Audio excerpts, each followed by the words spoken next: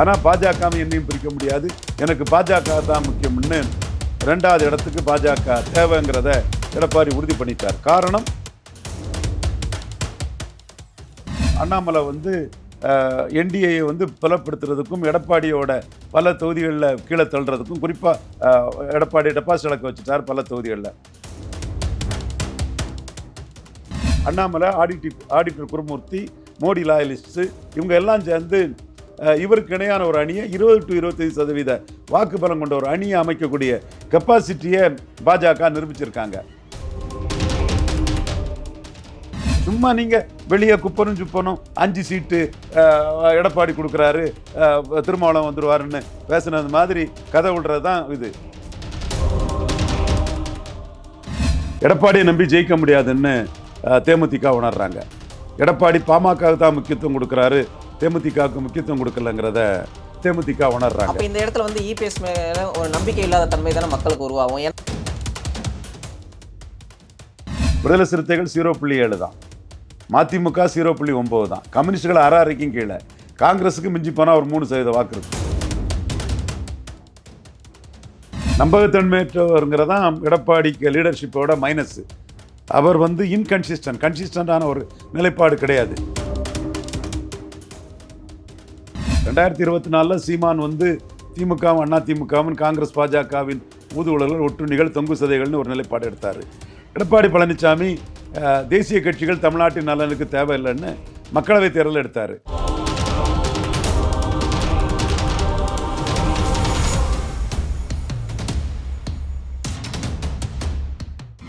எல்லா பெஞ்ச் நேயர்களுக்கு வணக்கம். இன்னைக்கு நம்ம கூட அரசியல் திறனாய்வாளர் ரவீந்திரன் துரைசாமி சார் இருக்காரு. அவர்கிட்ட கேட்க நிறைய கொஸ்டின்ஸ் இருக்கு, வாங்க கேட்போம். வணக்கம் சார். வணக்கம் தம்பி.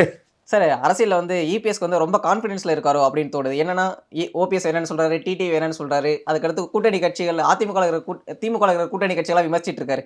அவர் என்ன முடிவில் சார் இருக்காரு? பாஜகவை கூட்டணியில் சேர்த்துட்டோம், நம்ம 20% பிரைம் மினிஸ்டர் கேண்டிடேட் இல்லாமல் பெரிய பணம் செலவழிக்காமல் 20 எடுத்துட்டோம். பாஜக 11.4, வாசன் கூட இருக்கிறாரு, எல்லாம் சேர்த்து ஒரு 32% வாக்கு இருக்குது.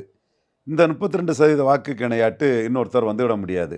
ஸோ ரொம்ப கான்ஃபிடண்ட்டாக இருக்கிறாரு. 2வது இடம் கன்ஃபார்ம். ஸ்டாலின் ஜெயிப்பார், கான்ஃபிடண்ட்டாக இருக்கிறாரு. ஸ்டாலினுக்கு தனியாட்சி வந்துடுங்கிறதுல கான்ஃபிடண்ட்டாக இருக்கிறாரு.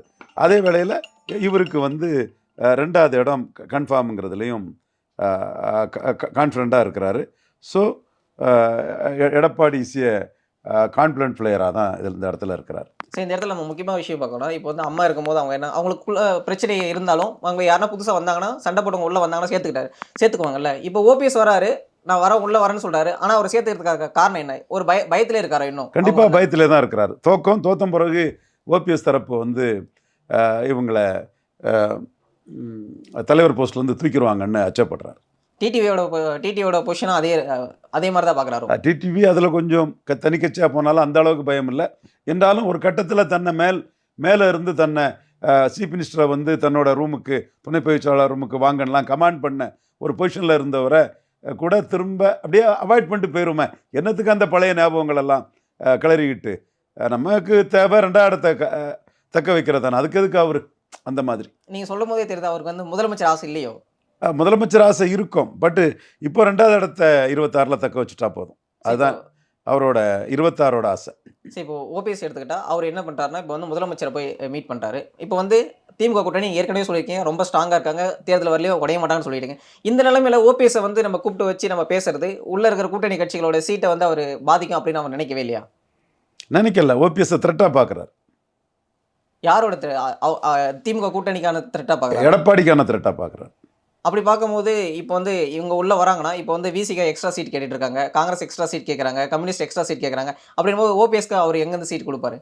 அதெல்லாம் வெளியே உங்கள்கிட்ட தான் கேட்டுட்டு இருக்காங்க, ஸ்டாலின்கிட்ட கேட்கல யாரும். ஸ்டாலின்கிட்ட எப்படி இருக்காங்கன்னு பார்த்தீங்களா?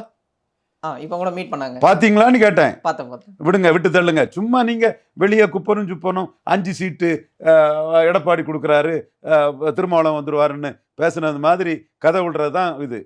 காங்கிரீட்டாக எதுவும் இல்லை. எப்படி இருக்கிறாங்க, என்ன வகையில் ஸ்டாலின்கிட்ட இருக்கிறாங்க, நல்லா தானே இருக்கிறாங்க, மேட்ரு ஓவர். சரி, இப்போ திமுக கூட்டணி உடையாதுன்னு சொல்லிட்டு இபிஎஸ்கே தெரிஞ்சு போச்சு. அதனால தான் வந்து கூட்டணியில இருக்கிற கட்சிகள்லாம் விமர்சிக்கிறாரோ? நீங்க வந்து திமுகவோட அடிமைகள் ஆயிட்டீங்க அப்படின்னு சொல்லிட்டு கம்யூனிஸ்ட் சொல்றாரு. விசிக போராட்டம் பண்றதுன்னு சொல்லிட்டு அவங்களே விமர்சிக்கிறாரு. அதாவது இந்த அணி ஒரு காம்பினேஷன் கெமிஸ்ட்ரியில் உருவான அணி. ஆமா. எல்லாருமே தோத்து ஒன்றா சேர்ந்து ஜெயித்த அணி. ஆர்கேனர் இடைத்தேர்தலில் 13% வாக்கெடுத்து 3வது போய் பெரும் தோல்வியை சந்தித்த ஒரு அணி. அதனால் இந்த அணியில் உள்ள எல்லாருக்குமே ஒரு பொறுப்பு இருக்குது, மு.க. ஸ்டாலின் உட்பட. விடுதலை சிறுத்தைகள் 0.7 தான், மதிமுக 0.9 தான், கம்யூனிஸ்டுகள் அரைக்கும் கீழே, காங்கிரஸுக்கு மிஞ்சி போனால் ஒரு 3% வாக்கு இருக்கும். இவங்க எல்லாம் அண்ணா திமுகவோட ஒரு 25% வாக்கோட சேர்ந்து ஒரு 33% வாக்கு வரும். அது 53 வந்து அவங்களுக்கு காம்பினேஷன் கெமிஸ்ட்ரியில் வந்துட்டு, அதுக்கு பிறகு 45 குறையலை எந்த தேர்தல்லையும். ஸோ இவங்களுக்கு 45% வாக்கு கன்ஃபார்ம்டு ஒன்றா நின்னாங்கன்னா. அப்போ ஒன்றா நிற்கிறதின் பலன் எல்லாருக்குமே அதில் தெரியுது. அந்த காம்பினேஷன் கெமிஸ்ட்ரி தான் அதில் நிற்குது. இதில் இருந்து ஒருத்தர் வெளியே போனாலும் அவர் காலி ஆகிடுவார். மக்கள்கிட்ட கூட்டணி வந்து வீக் ஆயிடுச்சு அப்படின்ற பேர் வந்துடும். அதனால ஸ்டாலின் அதில் பொறுப்பாக இருக்கிறாரு, ஜோதி பாசு மாதிரி. வெளியே போகிறவங்களும் அவுட்டு. அவங்களும் தனியாக நின்னாலும் எந்த கூட்டணி போனாலும் அவங்களுக்கு அவுட்டு. ஓட்டு இல்லை, இது ஒரு காம்பினேஷன் கெமிஸ்ட்ரி ஓட்டு. நீங்கள் என்டிஏல இருந்த கட்சிகளுக்கு ஓட்டு பலம் இருக்குது. ராமதாஸுக்கு ஒரு 4-5 இருக்குது. பிஜேபிக்கு மக்களவையில் ஒரு 11.4 அண்ணாமலை தன் உழைப்பால் உருவாக்கி கொடுத்துட்டாரு. இப்படி அங்கே உள்ளவங்களுக்கு ஒரு வாக்கு பலம்ங்கிறது தெளிவாகவே இருக்குது. அட்லீஸ்ட் தினகரன் 5 எடுத்தார், 2 எடுத்தார். இந்த மாதிரி தனித்தனியாக அவங்களுக்கு பலம் வச்சிருக்காங்க அதிமுக கூட்டணி இருக்கிறவங்க. இங்கே வந்து அந்த பலம் யாருக்கும் இல்லை. ஸோ ஒரு காம்பினேஷன் கெமிஸ்ட்ரி. அதாவது திமுகவும் காங்கிரஸும் விடுதலை சிறுத்தைகளும் சேர்ந்தால் கிறிஸ்தவ முஸ்லீம்கள் கன்சால்டேட் ஆவாங்க. திமுகவும் விசிகாவும் காங்கிரஸும் சேர்ந்தால் தலித்துகள் கன்சால்டேட் ஆவாங்க. திமுகவும் மதிமுகவும் தேமுதிகவும் சேர்ந்தால் பிரமொழி சகோதரர்கள் கன்சால்டேட் ஆவாங்க. இப்படி ஒரு காம்பினேஷன் கெமிஸ்ட்ரி, ஒரு முரண்பாடு இல்லாத, எலித்தவள நட்பா இல்லாத, ஒரு கிளியர் கட்டு ரசாயன மாற்றங்களை கொடுக்கக்கூடிய, வாக்கு பரிமாற்றத்தை செய்யக்கூடிய ஒரு அணி. திருமாவளவனா 6-4, திமுகவா 2/3, காங்கிரஸா 2/3, கொஞ்சம் கூடுதல் 2/3க்கு. ஸோ ஆவரேஜாக எல்லாரும் 2/3 சீட்டை ஜெயிப்பாங்க, எல்லாரும் அனைத்து சீட்டையும் ஜெயிப்பாங்கங்கிற ஒரு அணி இங்கே செட் ஆயிட்டு. இந்த அணிக்கு எதிராக எலித்தவள நட்பான அணியை வச்சுக்கிட்டு ஒன்றும் செய்ய முடியாது. இப்போ நீங்கள் அதிமுக பாமக அணின்னா, பாமக வச்சு அதிமுக கொஞ்சம் சீட்டு ஜெயிக்கும். Vote transferring capacity, seat converting capacity, charisma இல்லாத எடப்பாடியை வச்சு பாமக சீட்டு ஜெயிக்காது. 21 ஜெயிக்கல, 26 எப்படி ஜெயிக்கும்? சார், அந்த வகையில் தான் நான் முக்கியமான கொஸ்டின் வைக்கிறேன். இப்போ இபிஎஸ்க்கு வந்து நம்ம வீக்காக இருக்கோம் அப்படின்னு தெரியும். ஆனால் கூட வரவங்கள ஓபிஎஸ் நம்ம சேர்த்துக்கலாம் அப்படின்னு நினைக்கலாம். ஆனால் பாஜக மேலே ஒரு பிரச்சனை என்ன இருக்குன்னா, அவங்க இத்தனை நாள் வந்து ஓபிஎஸ் கூட வச்சிருந்தாங்க, இபிஎஸ் வந்தவொடனே ஓபிஎஸ் கழட்டி விட்டாங்களா அப்படின்னு ஒரு கேள்வி இருக்குல்ல. அந்த கேள்வி நியாயமானது தான். அதனால தான் ஓபிஎஸ் வந்து ஸ்டாலின் ஆப்ஷனை பார்க்குறாரு. இவரை விஜய் சிஎம்மா சொல்லுவார்னு கூட ஒரு ஆட்கள், விஜய்க்கு ஆட்கள் தூது விடுறதாட்டு வர தகவல் வந்துட்டு இருக்குது. எனிவே அவருக்கு ஒரு முக்கியத்துவம் இருக்குது, வாக்கு பலம் இருக்குதுன்னு அந்த அரசியலை அவர் தமிழ் மண்ணில் பண்ணிகிட்ருக்கிறாரு. காரணம், அவர் வந்து 20% விட 1% குறைவுன்னு என்டிஏ முடிவெடுத்ததாட்டு அவர் கருதுறாரு. சரி, இப்போ அண்ணாமலை எடுத்துக்கிட்டால், அண்ணாமலை வந்து 2024 எலெக்ஷன்ஸ் அப்போது ஓபிஎஸ் ஒரு முக்கியமான ஃபேஸை வச்சிருந்தார். அப்போ அண்ணாமலை இருக்கிற வரலையே ஓபிஎஸ்க்கான மரியாதை கூட்டணியில் இருந்துச்சு. அண்ணாமலை வெளியே தலைவர்லேருந்து பதவி விலகினது அப்புறம் அவருடைய பொசிஷன் வந்து ரொம்ப வீக் ஆகிடுச்சோ?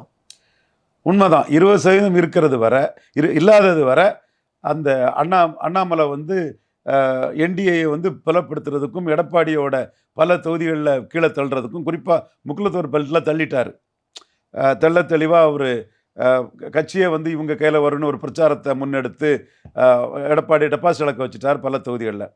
அதற்கு வந்து அண்ணாமலை உறுதுணையாக இருந்து தெளிவாக ஒரு அணியை கட்டமைக்கணும்னு அவர் செய்தார். ஓபிஎஸ் வந்து நம்ம டெபாசிட் வைக்கிற அளவுக்கு ஒரு பவர்ஃபுல்லான பொசிஷனாக இருந்த ஓபிஎஸ் நம்ம வந்து கூட்டணிக்கு போகிறதுனால இழக்கிறதுல அவங்களுக்கு என்ன லாபம் இருக்குது? இழக்கிறது லாபம் இல்லை, இழக்கக்கூடாது. அதனால தான் சொல்கிறேன், எடப்பாடிக்கு எதிர்க்கட்சி தலைவராக வந்தால் போதுன்னு அவர் அரசியல் பண்ணுறார். அவருக்கு வந்து இப்போதைக்கு நம்மளுக்கு பாஜக வளர்ச்சியிலேருந்து நம்ம 2வது பிளேஸ்க்கு வந்தால் போதும் அப்படின்னு நினைக்கிறாரோ? முழுக்க அதுதான் நினைக்கிறார். அதனால தான் இப்போ வந்து ஒரு சிலர் ஊடகத்தில் அவருக்கு ஆதரவானவர்கள் எல்லாம் பாஜகவை தள்ளிக்கிட்டு அவர் அன்டெஸ்டட் நாட் ப்ரூவ்டு ஏட்டு சுரக்கா அன்டெஸ்டட் நாட் ப்ரூவ்டு ஏட்டு சுரக்கா கடைவிருத்தியன் கொள்வார் இல்லைன்னு அவர் தலைமையில் யாரும் அணிக்கு வராததுனால இவர் எடப்பாடி அணிக்கு வந்துடுவார்னு ஒரு வதந்தியும் இதுவும் பெருசாக போச்சு. ஆனால் பாஜகவும் என்னையும் பிரிக்க முடியாது, எனக்கு பாஜக தான் முக்கியம்னு 2வது இடத்துக்கு பாஜக தேவைங்கிறத எடப்பாடி உறுதி பண்ணிட்டார். காரணம், இவர் பாஜகவை கலத்தி விட்டா அண்ணாமலை, ஆடிட்டர் குருமூர்த்தி, மோடி லாயலிஸ்ட்ஸு இவங்க எல்லாம் சேர்ந்து இவருக்கு இணையான ஒரு அணியை 20 to 25% வாக்கு பலம் கொண்ட ஒரு அணியை அமைக்கக்கூடிய கெப்பாசிட்டியை பாஜக நிரூபிச்சிருக்காங்க. ஆமாம். மீண்டும் அவங்க நிரூபிச்சிட்டாங்கன்னா இவருக்கு அந்த 2வது இடம் கொஸ்டின் ஆயிரும். சரி, இப்போ 2வது இடத்துக்கு வரணும்னா அதுக்கு பாமகவோட உதவி அவங்களுக்கு முக்கியமாக தேவைப்படுது. இப்போ பாமக ஏற்கனவே இப்போ அப்பாவும் பையனும் மிகப்பெரிய பிரச்சனையில் கோர்ட்டுக்கு போகிற அளவுக்கு பிரச்சனை இருக்காங்க. அப்படின்னும் போது இந்த ஓட் டிரான்ஸ்ஃபர்லாம் அதிமுக ஆகுமா, இல்லை அந்த மக்களை எப்படி பார்ப்பாங்க அதிமுகவை? இன்னும் பாமக கூட்டணி முடிவாகல. இன்னைக்கு ஆனந்த் வெங்கடேஷ் ஒரு நல்ல இதை பண்ணியிருக்கிறாரு. தந்தையும் மகனையும் நேரில் நிறுத்தி பண்ணோன்னா அவர் ஆனந்த் வெங்கடேஷ் ஒரு நீதி பரிபாலனத்தில் ஒரு சரியான ஒரு பார்வையில் அவர் பண்ணுறார், பாராட்டத்தக்கது நீதிபதி ஆனந்த் வெங்கடேஷோட இந்த முயற்சி. ஏன்னா இதில் இந்த மாதிரிப்பட்ட கன்சலேட்டிவ் ப்ரொசீடிங்ஸ் எல்லாம் சட்டத்திலே இடம் இருக்குது, அதை அவர் அந்த ரிட்டில் அவர் பயன்படுத்துகிறாரு. இதுக்கு என்ன விளைவு வருதுங்கிறத நாம் பொறுத்திருந்து பார்க்கணும். இந்த வகையில் பார்க்கும்போது அப்பாவுக்கும் பையனுக்கும் ஏதோ ஒரு பிரச்சனை சால்வ் ஆயிடுச்சுன்னா கூட பார்த்தா இதுக்கு முன்னாடி இவங்க பேசுகிறாங்கல்ல சார், இதெல்லாம் மக்கள்கிட்ட பேச பொருளாகும்போது மக்கள் அப்போ பாமக மேலே இருக்க நம்பிக்கை இழக்க மாட்டாங்களா? மக்கள் மத்தியில் அது கொஞ்சம் விமர்சனங்கள் வரும்.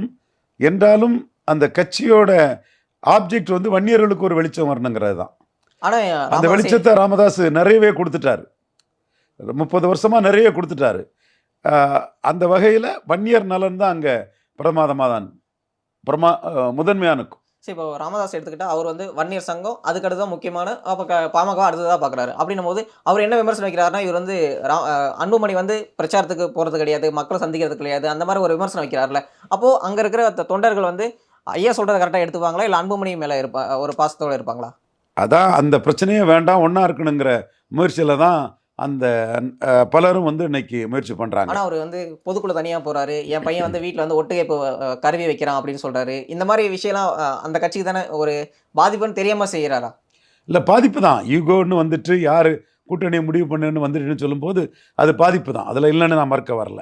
2024 கூட பாஜக இல்லாத போது தேமுதிக கூட இருந்தாங்க. இப்போ அவங்க திமுக சைடு போயிட்டு இருக்காங்களோ அப்படின்ற ஒரு கொஸ்டின் எழுதுல. எடப்பாடியை நம்பி ஜெயிக்க முடியாதுன்னு தேமுதிக உணர்றாங்க.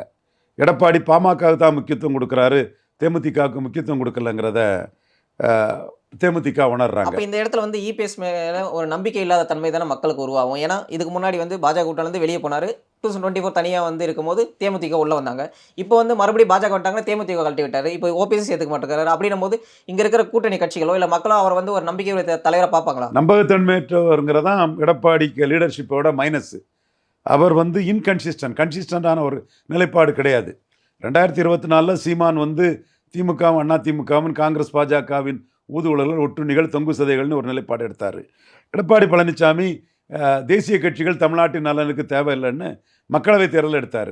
இப்போ சட்டமன்ற தேர்தலில் தேசிய கட்சிகள் தமிழ்நாட்டின் நலனுக்கு தேவைன்னா சீமானே கைகொட்டி சிரிக்கிறாரு. என்னையா இவருக்கு அரசியல் அறிவு இருக்குது, பார்லிமெண்ட் எலெக்ஷனில் போய் கூட்டணி போகாமல் சட்டமன்றத்தில் போய் யாராவது பாஜக கூட்டணி போவாங்களான்னு அவர் கேட்குறாரு. பட் இந்த இடம் என்னென்னா, 2ஆம் இடத்தை கைப்பற்றதுக்கு பாஜக இல்லைன்னா சிக்கலாய் போகும். பாஜக தங்கள் பலத்தை அண்ணாமலை ஒரு அணி அமைச்சு இவரை பல இடங்களில் 3வது தள்ளி டெபாசிட் இழக்க வச்சு அந்த கிளியை பயத்தை காட்டிட்டியா பறந்தான்னு ஒரு படத்தில் வருஷம் வரும்ல, அந்த மாதிரி ஒரு பயத்தை அண்ணாமலை காட்டிட்டார் எடப்பாடி பழனிசாமிக்கு. அதனால் பிஜேபியை விட்டு விலக முடியாது, பிஜேபியே போதும், 2வது இடத்தை காப்பாற்றிக்கணும். ஸோ உங்கள் நேரத்தை ஒதுக்கி நிறைய கருத்துக்களை தெரிவித்தமைக்க ரொம்ப நன்றி சார். நன்றி.